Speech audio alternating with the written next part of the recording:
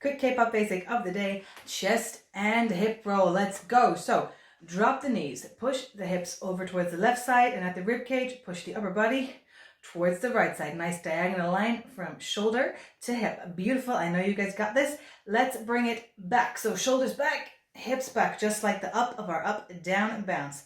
Beautiful. Let's keep going. Hips towards the right, upper body towards the left. Again with that diagonal line from shoulder to hip. Okay. Now it's all coming forward.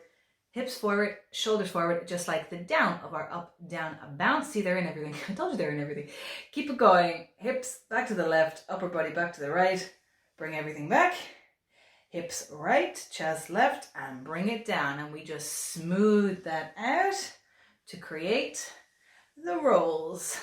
And that is your chest and hip roll for today. From tomorrow, we're going to start working on some footwork moves. So I will see you again for that. Y'all are doing awesome. See you again soon.